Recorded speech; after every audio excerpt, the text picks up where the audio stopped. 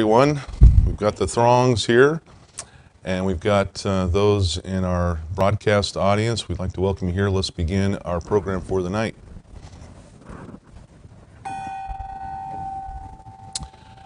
Again, welcome. My name is Dr. Doug Kelley. I'd like to, it's great to have everybody with us. Those of you around the world too, glad you could join us, and those here in the live audience, glad you could join us too. We appreciate it a lot. Spirit of Life is a weekly service and educational program of the International Church of Metaphysical Humanism. Our mission is to explore and empower the human spirit, as well as to explore science and spirituality. And in addition to this weekly service, we have a number of educational programs, metaphysics schools, where you can get your bachelor's, master's, and doctoral degrees in a variety of metaphysical topics, including spiritual counseling, life coaching, holistic healing, hypnosis, paranormal things, and so forth. And more information about ICMH or the International Church of Metaphysical Humanism is available at metaphysicalhumanism.org. And there are also links there for our schools and other programs. On tonight's program, we are going to discuss 10 principles of empowered relationships. It's the first part. So tonight we'll cover the first 5 principles, and then next week we'll talk about the second 5. On the Psychic Perspective segment tonight, Dr. Vicki Hunter is going to discuss things to know about the tarot. After she completes her presentation, I'm going to insert another short presentation. It's kind of a last-minute thing. It's kind of unadvertised, but I want to talk about surviving the death of a loved one and some points that will work for that. And then our guest speaker tonight is Professor Norman Wilson, PhD, and he's going to be talking on We Are a Soul with a Human Body. So we'll look forward to that. I'm going to, for just this night, I'm going to forego the reading of the Principles of Belief because I want to kind of economize a little bit on the time because I've got this second part that I want to cover tonight. So we'll cover those next week as usual. So let's talk about 10 principles of empowered relationships, the first 5 of these 10. Now, where did these come from? These came from my own life and my own experience, and they work. My wife Tracy and I sat down years ago and said, why do we get along? Why does it work for us? What are we doing that works and that could be replicated? And so we sat down and we came up with 10 different aspects or qualities of empowered relationships. And these do work. Tracy and I have never once had a fight, an argument, or raised our voices at each other. Not once in, 16 years now. Not once. And so, and there's specific reasons why that is true, and that's what I'm going to cover in these points. So the first point of these 10 is to know and accept yourself. It always starts with us. We have to know who we are and why we are who we are. Here's a nugget. If you want your outside world to change, you got to change your inside world first. That's where it all happens. There's a term called external replication. You ever known somebody, or maybe this has even happened to you, where you've gone from one unhealthy relationship to another, and it just keeps repeating, and you're thinking, wow, why am I doing this? I try to choose the right person, and yet it just crumbles afterward. I keep doing the same thing. Well, that's called external replication. We replicate what's inside our world onto our outside world. And that's in the form of beliefs, knowledge, awareness, all those different things, and specifically our self-concept. I've talked about energy signatures on this program before, and we teach about that in our curriculum at our schools. Energy signature is just the vibe we give off. It's my term for the vibe. We can all pick up on somebody's vibe. And we all do this. We can meet somebody for the first time and we just click with them. And we get along. Famously, it's like we knew them forever. And then other people that we take one look at and we say hello to, or not even that much sometimes, and we just don't like them. And we can't put our finger on it perhaps, but we just don't connect. We don't resonate. And that's because our energy signatures are not compatible. They're not harmonically compatible. When we talk about energy signatures, we put it in the terms of healthy and unhealthy. So somebody who is got an unhealthy energy signature, in other words, they don't know the right life skills to have effective relationships. They don't know these 10 points we're talking about. They do certain things. It's just their way. It's their behavior. And that is their energy signature. And so when they have an unhealthy energy signature, like attracts like. And if we have an unhealthy energy signature, then we're going to attract somebody with an unhealthy energy signature. People say opposites attract, but that's not true. Like attracts like. Doesn't mean that you can have a couple and they have opposite personality type. One might be outspoken, the other one might be quiet.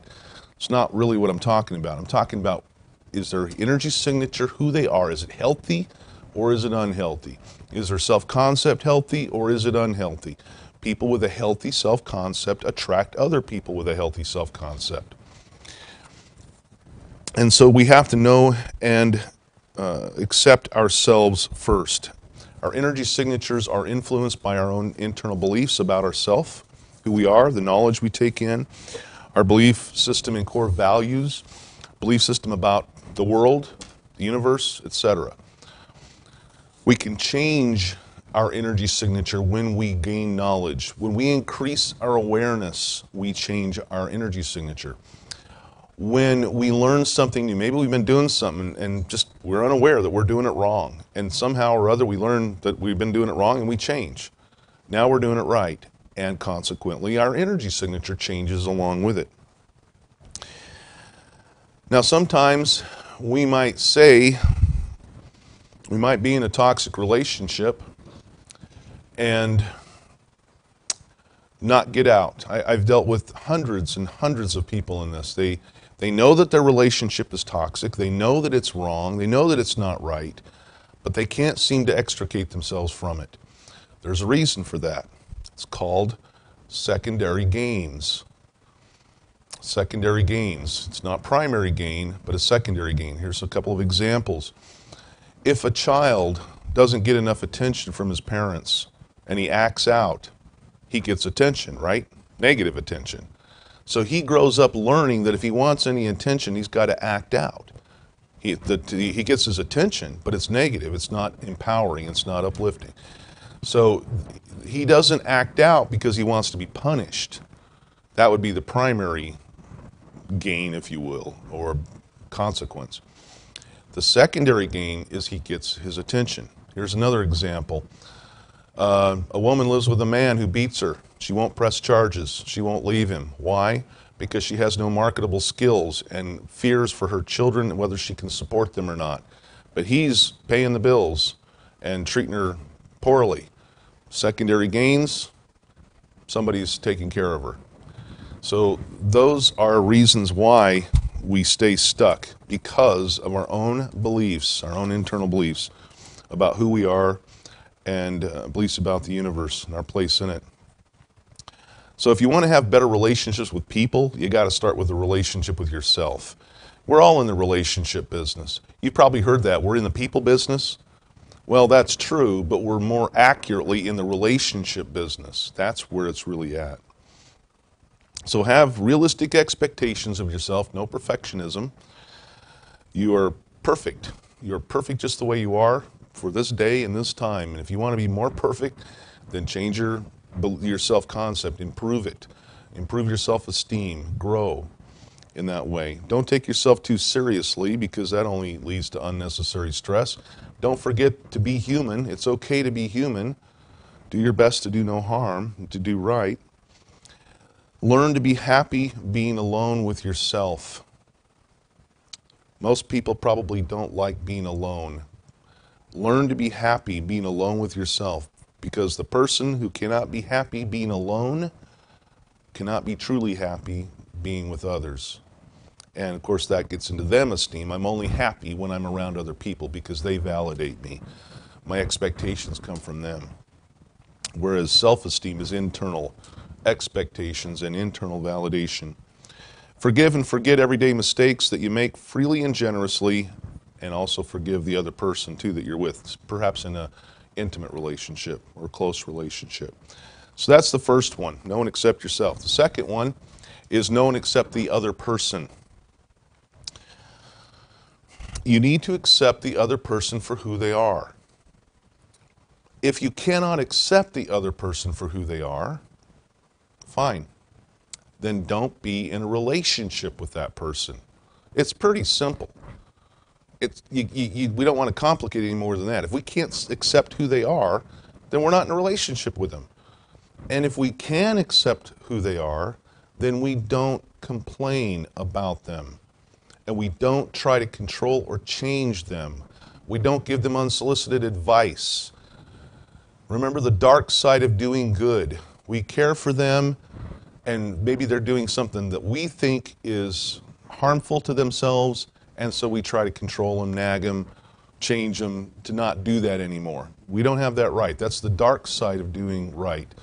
We may have good intentions, but it's their life, it's their walk, their path, their journey, and they have the right to walk it as they see fit. We also have the right to not be with them. But again, if you accept them for who they are, no complaining and no changing them. And just a quick side note, if you're looking for a partner, how do you know when you find them, the right one? That's fairly simple. You feel at peace. You are comfortable in your own skin. You don't have to put on a pretense. You can be who you are, and it's just natural. Find your best friend and make a relationship with them. That's the relationships that really, really stand the test of time, because your energy signatures are harmonically compatible. That's kind of like finding your soulmate. All right, number 3. Don't try to change, control, or manipulate others. Just mentioned that one. Don't give unsolicited advice. In our world, in many countries, in many cultures, in many religions, they have this thing called submissiveness, where it's usually the wife is submissive to the husband. That's baloney. We don't do submissiveness. We do deference. So, if you are having a conversation and one of the two has a better idea, has a better take on it, then you defer to that one. But you don't try to control them, you don't try to change them, you defer to whichever one. That's deference, not submissiveness. Here's another great nugget, and this applies to so many different aspects in life. If it's a matter of principle, stand firm. If it's a matter of preference, yield. I'm going to repeat that. If it's a matter of preference, yield. If it's a matter of principle, policy, or law, stand firm. That will save you in a lot of different situations in life. Sometimes we think, well, I've got to say something. I've got to tell so-and-so about something. We have to stop. Is it our business? Is it a matter of principle? And even if it is a matter of principle, is it still our business? We have to be careful with that. If it's a matter of preference, yield. If it's a matter of principle, policy, or law, stand firm. Number 4, don't do for others that which they could and should do for themselves. Healthy relationships are about interdependence, not codependence and not dependence. Interdependence.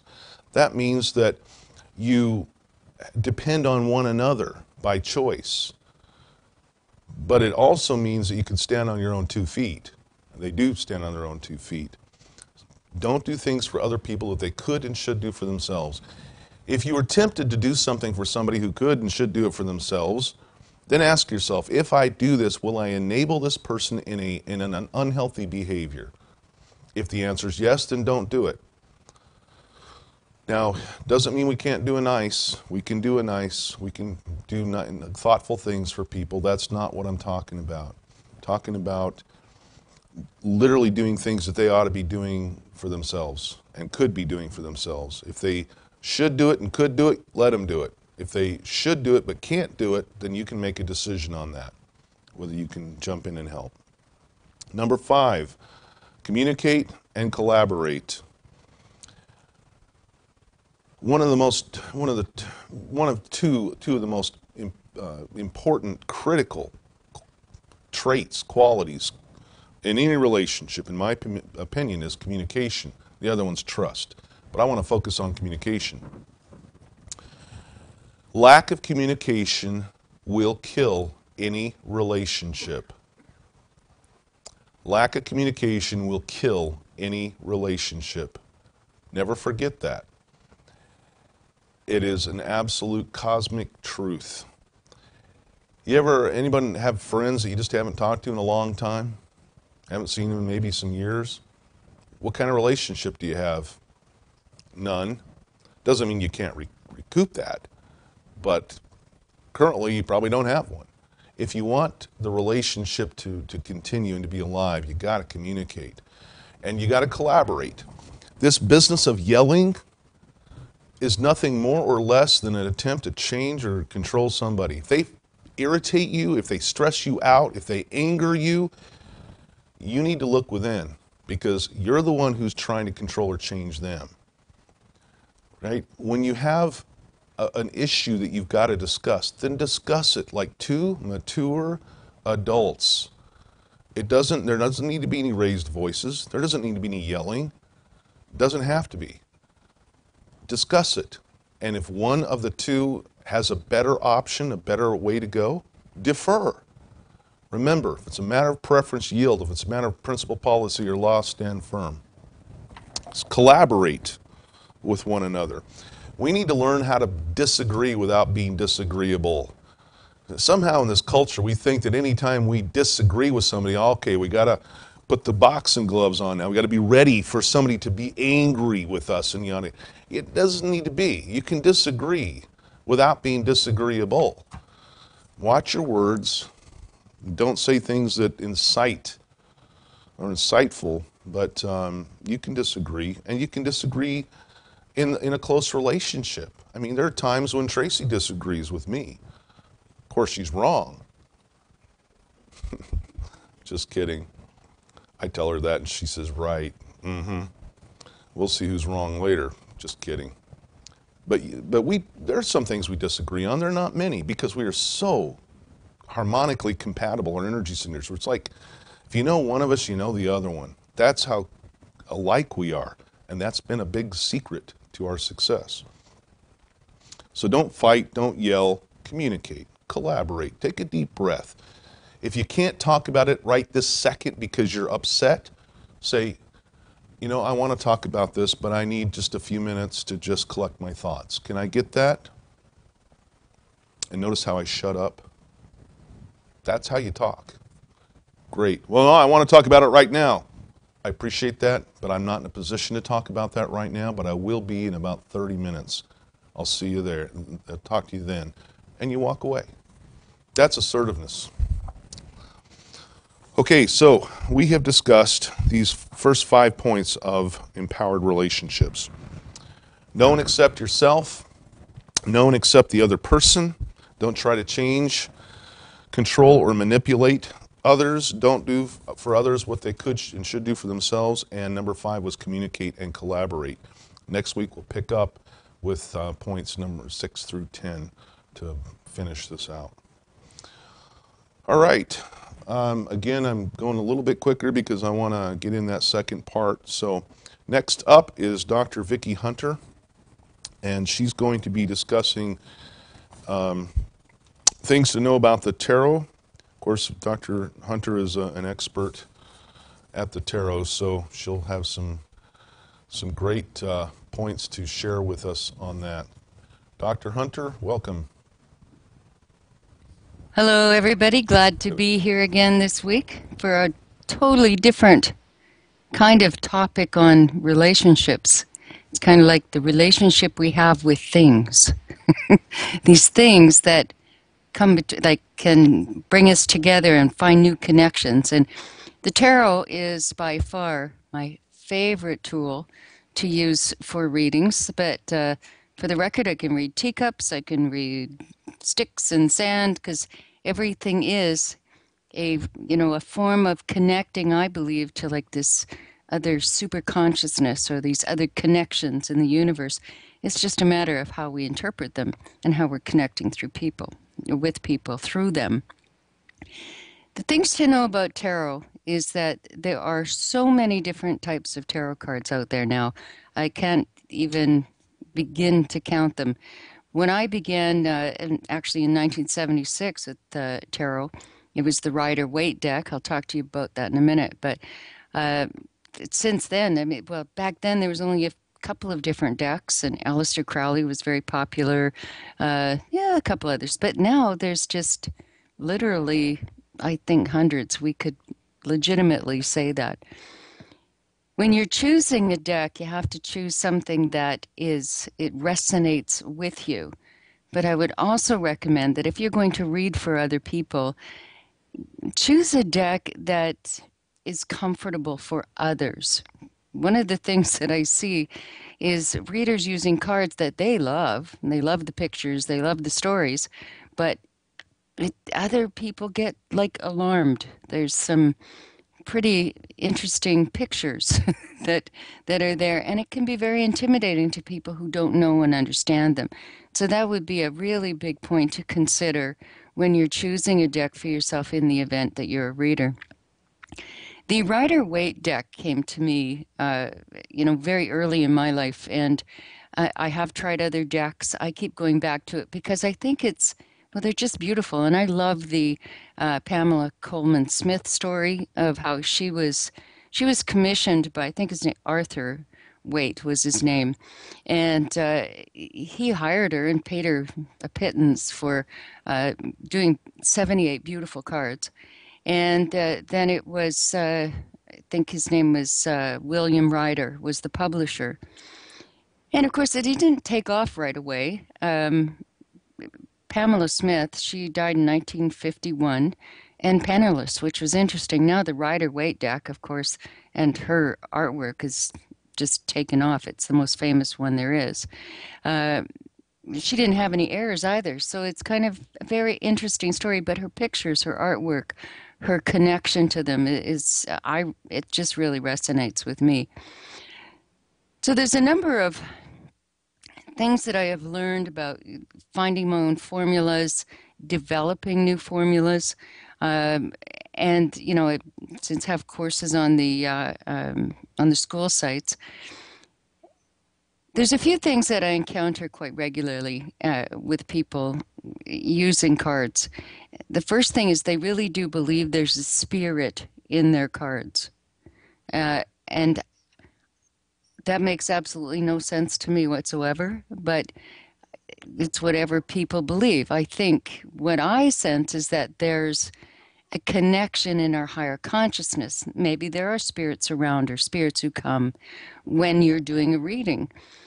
But to say that, like a deck of cards has a spirit in them, I think they have a residual energy, but not a spirit. I think it's fair to say that it's a tool that helps us connect, and it's a different way of telling stories and triggering our intuition and to be able to assist and help others. But for the most part, I got to tell you, I think most people think of it still as a parlor game. Over the years, I incorporated counseling into it, and I had a wonderful mentor who passed away in 1979 who would say to me, anybody can read cards. Not everyone can be with people, which it was a huge, profound statement to make, because there's a responsibility about being with people, not to be disrespectful and not to incite fear, and to be able to connect on a human level, helping people with what they want. But sometimes people come to me with a very specific question, and it's just not showing up in that I see in the cards.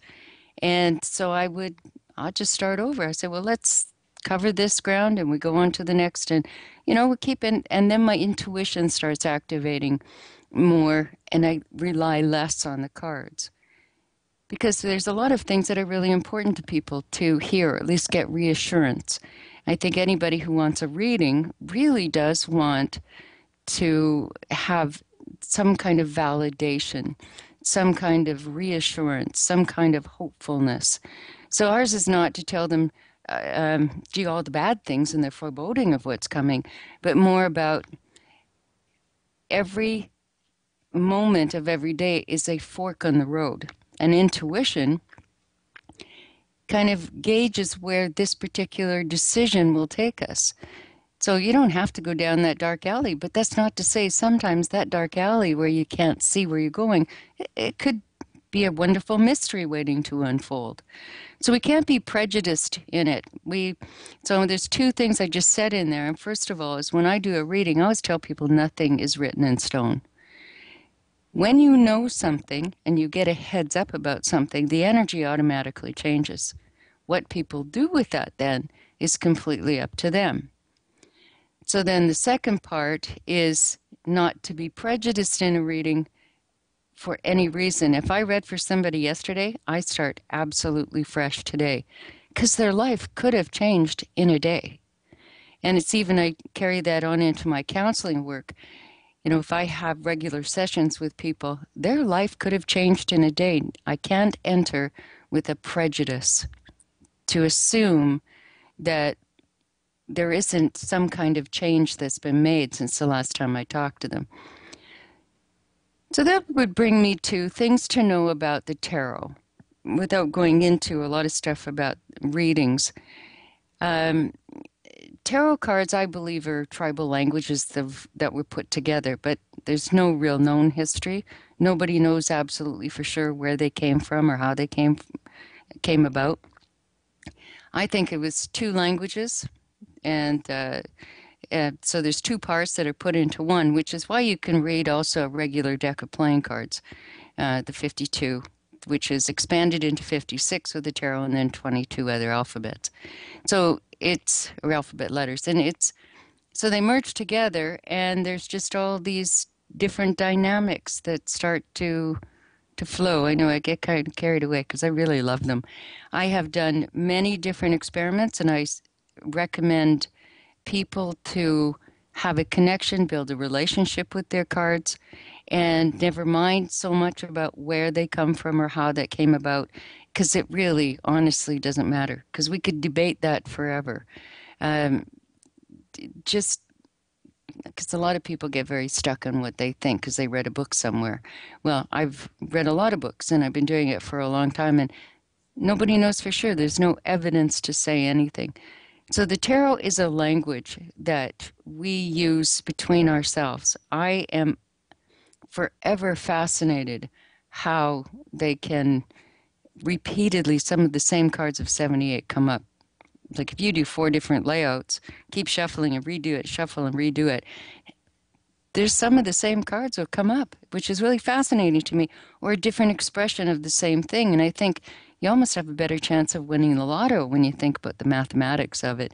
So I have done all kinds of experiments with the tarot, and I recommend to anybody else does too, because you're connecting more with yourself. It gives you a greater insight to yourself as well as into other people, and it just inspires all kinds of conversations or with people about exploring the universe and how does this work. And we really don't know how it works, but we start to have a better understanding of things that are in the unknown, the invisible, unprovable, but totally plausible. And I just find them very exciting. So a few little points there. I hope that can glean some things from that. And we'll talk about other elements that are connected with that in future shows, like numerology and symbols, because those are big discussions all by themselves. So I hope that's helpful to a few people. Thank you, Dr. Hunter. Appreciate you covering that. She does quite a job with tarot. Question? No. Comment? 1 sec. We have a comment. You won't be on camera. I really like what you had to say about the pictures and not knowing how the person that you're reading would feel, because my deck that I have that I was drawn to is about Halloween. And now that I think about it with the witches and all the other pictures on it, maybe it's pretty scary to some of the people that would view that as you lay the cards down. But I think I was drawn to it because my son was born on Halloween, and it just called my name when I looked over numerous decks of cards. Thanks, Karen. That's a really, really good point. You might consider to keep those for yourself and very close friends and get a different deck for, people that you don't know very well or could be like a little bit fearful of some pictures. I love all the witches and things too, but it can be kind of scary for some folks. But I'm really glad you brought that up. Thanks. Thank you, Dr. Hunter. Appreciate you covering that, as always. All right, we're going to move on to the next little segment here. And again, this is just a little insertion I'm going to do. I'm going to talk about surviving the death of a loved one. This is not going to be a long segment, and then we're going to get into our guest speakers shortly. Perhaps we'll cover this in a little more length down the road, but I have reasons that I wanted to insert this. A couple of weeks ago, we discussed the case for life after death. And so if you missed that program, go back in the archives. It was on February 17th. We discussed the case for life after death. Briefly, the survival hypothesis based on the first law of thermodynamics, meaning energy cannot be created or destroyed, it can only be transformed. And so that's one of the cases. Another one is near-death experiences and shared death experiences.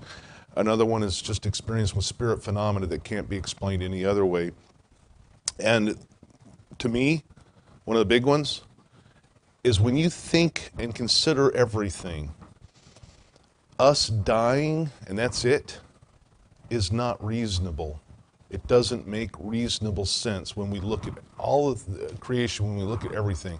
It doesn't make any sense. When we factor in consciousness, collective consciousness, it doesn't make sense. It's not reasonable. And so is that objective proof? Of course not.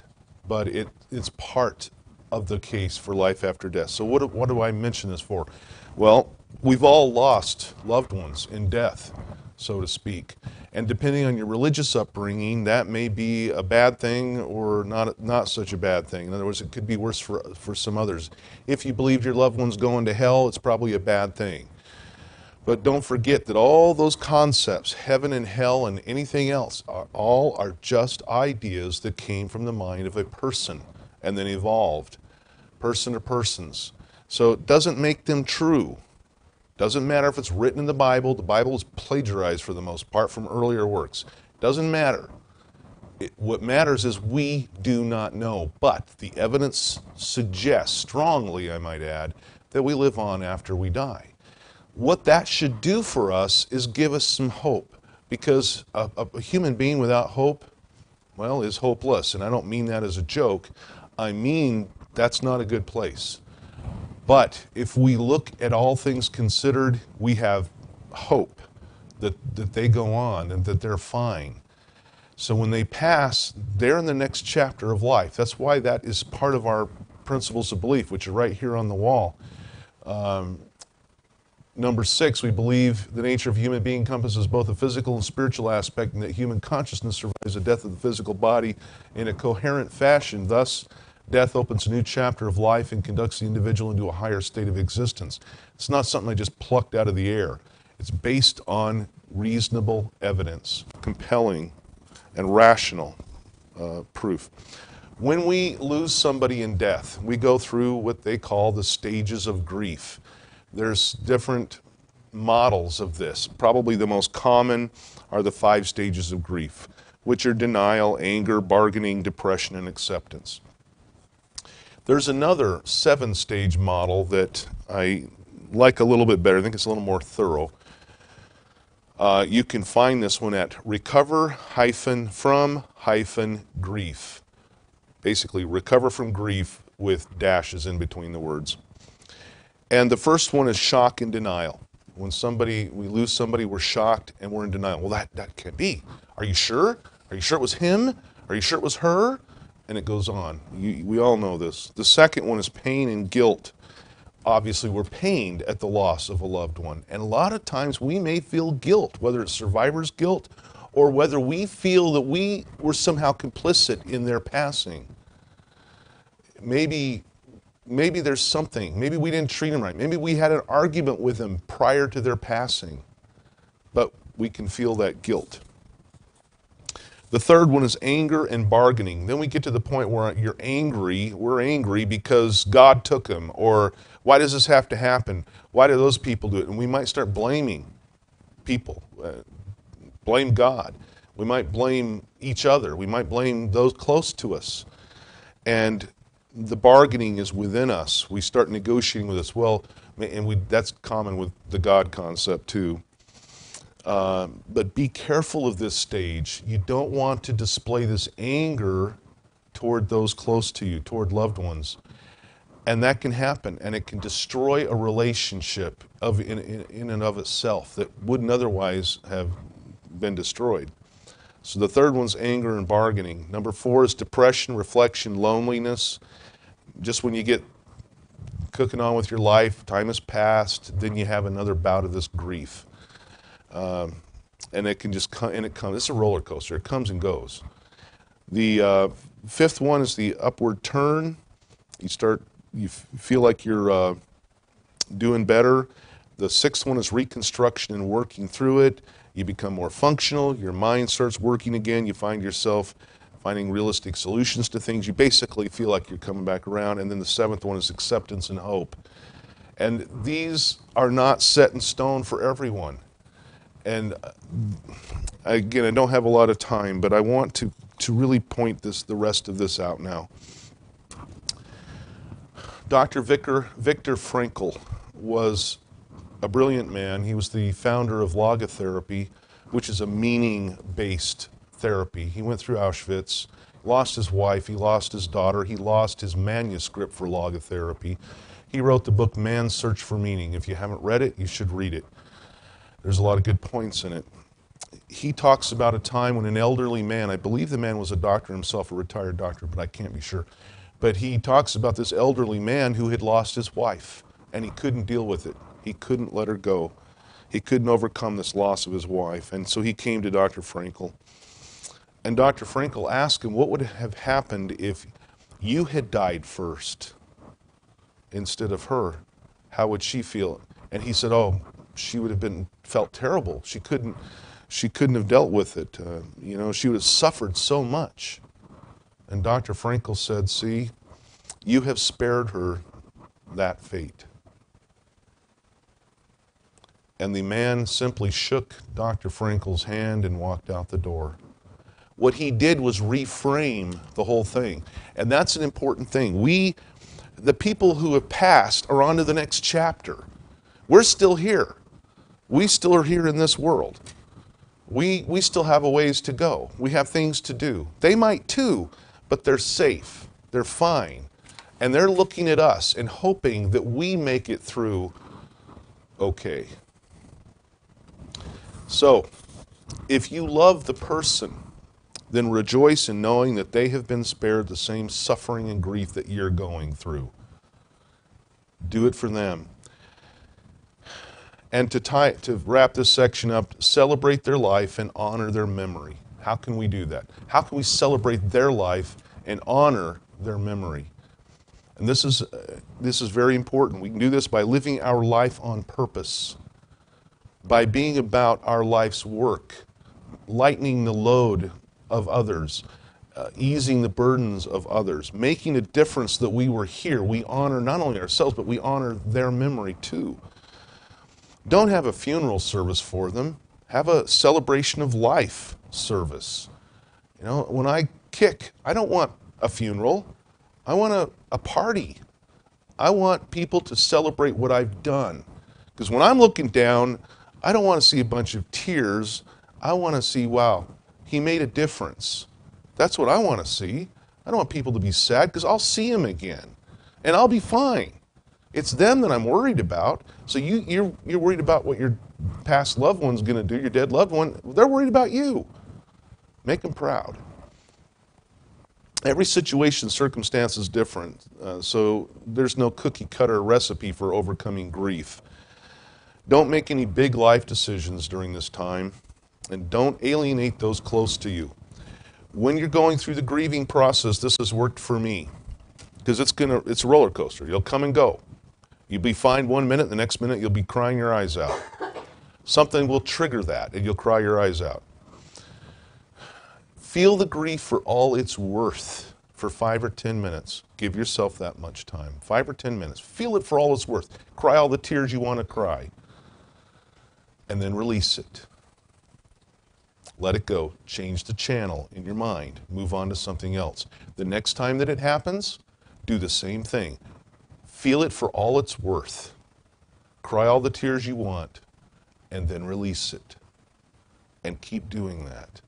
Because every time that happens, you deplete the energy of those emotions. Whatever you do, don't alienate those close to you, and do not turn to drugs or alcohol, things like that, because you see, you got to work through this grief. If you drink and take drugs and all that to self-medicate, all you're doing is delaying it. It's not going to help you at all. It's basically putting it off. So you've got to work through it, and it's okay. You're not alone. We've all been there. And one last quick comment. If you know somebody who's lost somebody, that's very awkward for a lot of people. What do I say to them? I'm sorry for your loss. If there's anything I can do, just ask. I feel for you. And smile, a kind smile. All right, that's all I've got to offer on that. Perhaps another night we'll talk more about that. Okay, our next segment, and this is a general statement, and it's aimed at no one in particular. While we are always interested in new and different perspectives, the views of our guest speakers do not necessarily represent the views of the International Church of Metaphysical Humanism. Now tonight with us is Professor Norman Wilson, PhD. He's going to be talking on We Are a Soul with a Human Body. Dr. Wilson holds 4 earned college degrees. His doctorate is in the humanities. He is Professor Emeritus at Polk State College in Winter Haven, Florida. His professional writings include numerous articles and several textbooks in the field of education, literature, the humanities, and he currently has over 300 articles published on the internet. Dr. Wilson is a reviewer for the New York Journal of Books and is the owner of the LinkedIn group called Authors, Writers, Publishers, Editors, and Writing Professionals, with a worldwide membership of over 19,000. He's got a number of books which can be seen on his website at shamanicmysteries.com, shamanicmysteries.com. He is a certified Reiki master healer and a student of healing crystals, and we are delighted to have you, Dr. Wilson. Welcome. Thank you very much, Doug. It's my pleasure to be here. As Doug said, I'm going to be talking about the soul, and it, like so many other words in our language, has had some changes in meaning, and I'd like to illustrate it this way.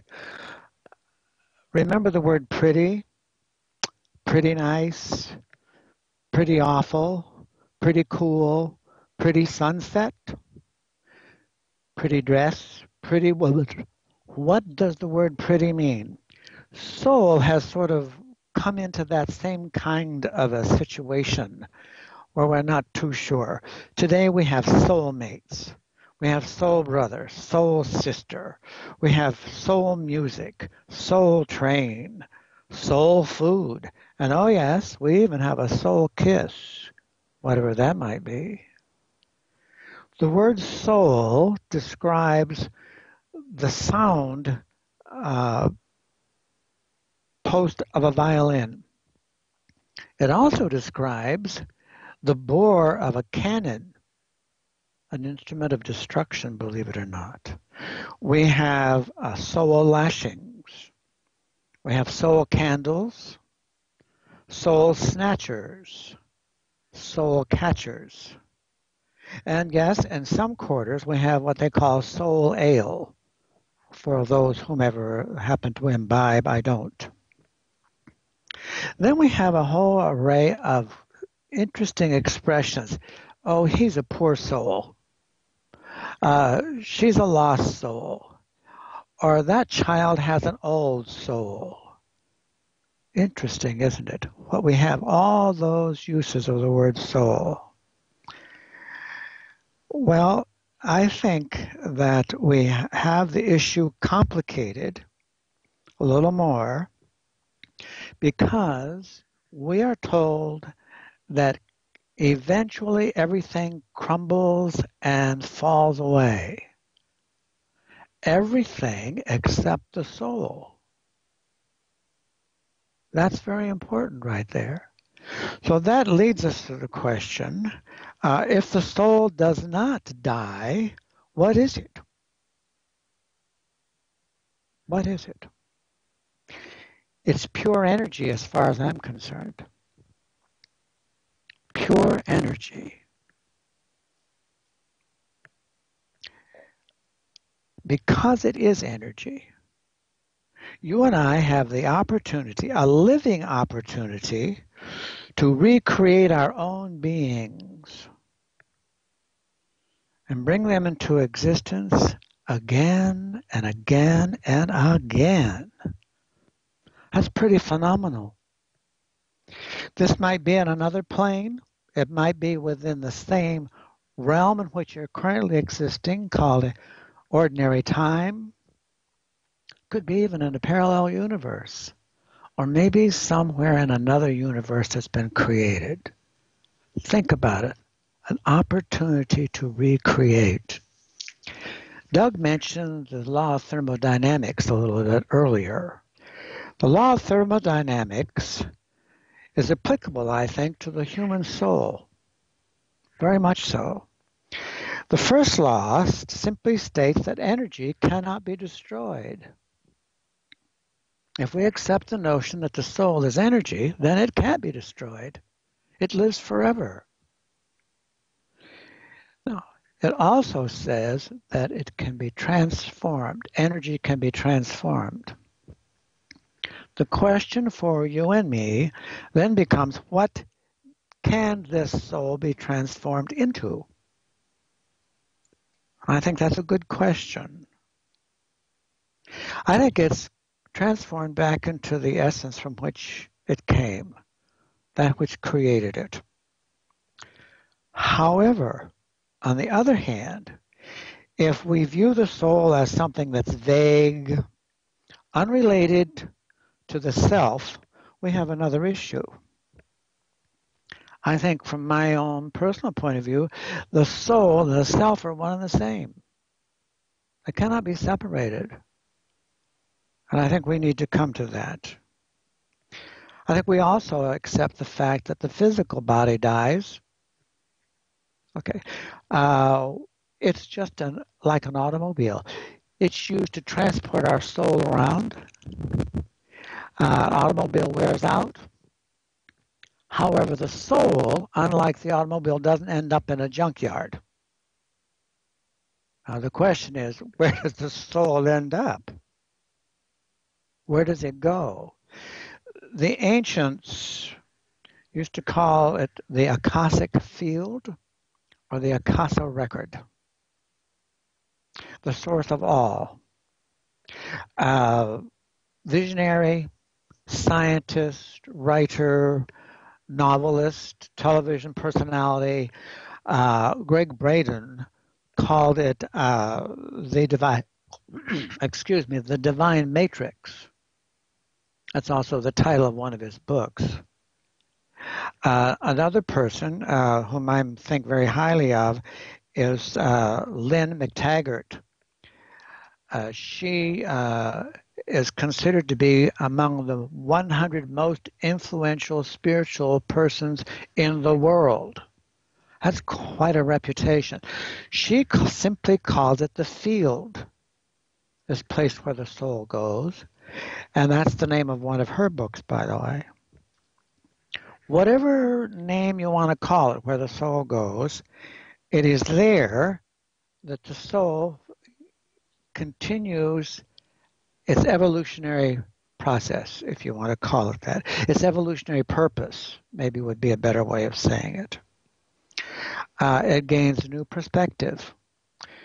In Buddhism and in Hinduism, both mention reincarnation, coming back. People come back to complete lessons they had not learned, to finish a task they didn't get done, maybe to correct some false things in their existence. But think about it, a chance to come back. You can't beat a second chance. That's pretty wonderful. In fact, I think it's almost miraculous, if you will. Okay, we have another issue here, is that most of us have been brought up to believe that by the world's organized religions, that we have to die, and we have a fear of death. I don't accept that notion of death. When we are born, we're yanked out of the womb of our mothers. And it's a frightening world. Sometimes we're slapped on the butt. Bright lights, it's scary. Sometimes we just pop out. I believe that what has been mistakenly called death, and I don't want to use the word born again because it has a religious connotation. Let's call it birthing. We leave this particular womb and move on to another one. Okay, with new experience, a new life. I think that's pretty powerful right there. Even though it's generally acknowledged now, okay, that we can't see the soul, and despite the efforts of people in the medical profession and the scientific community to demonstrate its existence, doesn't mean that it doesn't exist. You and I cannot see magnetic energy. We cannot see ultra rays, nuclear energy, sound energy, electrochemical energy, but yet we know all those things exist. Okay, I think that that's significant. Deepak Chopra, a writer, many books, says the soul is the animating force of life. To me, it is life. There's the difference. It is life itself. The second law of thermodynamics says that energy cannot be depleted. Reinforces my feeling that the soul lives forever. There is no end. Energy cannot be used up. It can only be transformed into something else. In this case, I think maybe the soul is transformed in its celestial journey into another human automobile to be toted around, or maybe into a spirit. Think about that. Maybe you've experienced a soul passing by, sometime maybe a little cool breeze on the cheek, a dimming of the lights in the room. Maybe you thought there was somebody behind you and you turned around and there was no one there. And maybe you caught the glimpse of a shadow passing on your wall or outside your window. Maybe you experienced a soul passing by on its journey. Pretty nice, don't you think? Think about that. Just maybe you have experienced that soul passing by. If one accepts the notion of a soul created by a divine entity, okay, then I think it follows that that soul must have some of that divinity within it. And that's pretty powerful. It makes the soul very special, I would think. Enrique Fermi, the man who came up with thermodynamics, made the following statement, and I would like to share that with you.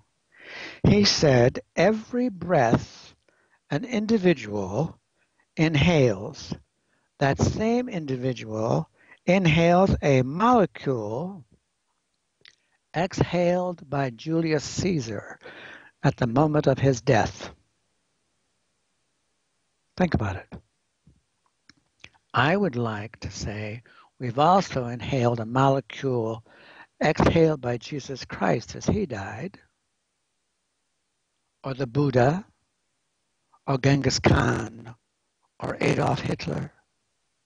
The point being of the interconnectedness of all of us. Somewhere along the line, I think we're star stuff. Star stuff. We become a part of the total creative process, the soul does, of the cosmos, something that is constantly alive. And a consequence of this freedom of being alive, I would like to share one last quote with you, and that is by crystal healer, Christina Raphael. She says, "We no longer need to be bound by the beliefs that the spirit cannot move freely in the physical world, and that in order for us to go to heaven, we do not have to die." As Frank Sinatra used to sing, "Come fly with me." And I ask you to do that. Namaste. Thank you, Dr. Wilson. Very, very interesting. Appreciate your thoughts and comments, and I look forward to having you again sometime. I could just sit here and listen to you. Thank you very much. Appreciate that. All right, we are a little bit short on time, so we're going to wrap up the last part of this in a little bit of a speedy way, sort of, kind of, but maybe not, but probably so. Did you get all that? You're not ambiguous, are you? Well, give me ambiguity or give me something else, huh? Okay. We're going to do a couple quick announcements, and then we're going to do a 2-minute meditation, and then we're going to complete the program here. Just a couple of quick announcements. I wanted to announce that, first of all, thank you to all those who made donations toward our work. We appreciate that.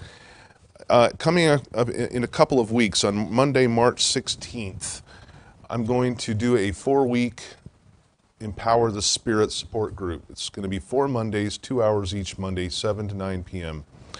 And that's going to obviously be for local folks who live in this area. So if you happen to live in the area, we'd like to have you here. There's more information on metaphysicalhumanism.org.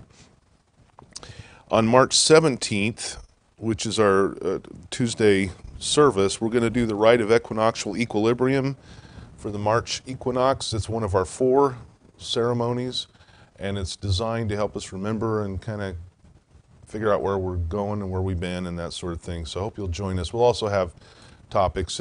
That's a ceremony lasts a few minutes, and then we'll also have our topics. So hopefully you can join us then. Next week's topics, 10 Principles of Empowered Relationships, Part 2. Dr. Hunter will be attending a charity event next week, so she won't be with us. But we will have a guest speaker, Dr. Jason Impalankana. She will be talking on tapping one's power to heal the mind, body, and spirit. So let's go ahead and we'll do a 2-minute guided meditation. No, it's not very long, but at least it's something. So take a deep breath in through your nose and hold on to it to the mental count of 3. Just breathe and just relax. You can relax quickly because you're good at it. Let your eyes close and just breathe and focus on your breathing. Take another deep breath in through your nose. Hold on to it for a moment. And as you do, as you let it out, release the tension, release the stress, release anything that's angering you, anything that's annoying you. And as you breathe in positivity and clean, fresh air, you hold it and you again release even more stress, more pain, inner turmoil. Let it go. We don't need it. We can release it anytime we want. It's entirely up to you. When we release it, we make room for positive experiences and positive thoughts and positive energy. So we breathe in that positive energy and we release the negative energy. And we understand that relationships are what we've got on this planet, in this life, and we make the most of them. We understand that we don't try to change or control others, that we accept them for who they are without judgment. We understand that we know ourselves and should know ourselves. We accept ourselves, that we're perfect in exactly the way we should be perfect. And as we go through this life, we also appreciate that we will lose loved ones at times to death, but we know that they move on to a better place, even though it sounds cliche. It is a better place. It's the next chapter, and they're looking at us and worried about us, and we release that worry for them. We live our lives on purpose. We make them proud because of our life. We feel the grief, and we work through it. For just a moment, I want you to think of someone who could use a positive energy boost. Could be yourself. And I want you to send that positive energy to whoever needs it. And if you don't know anyone who needs it, then send it out to the world. And I will pause for a moment.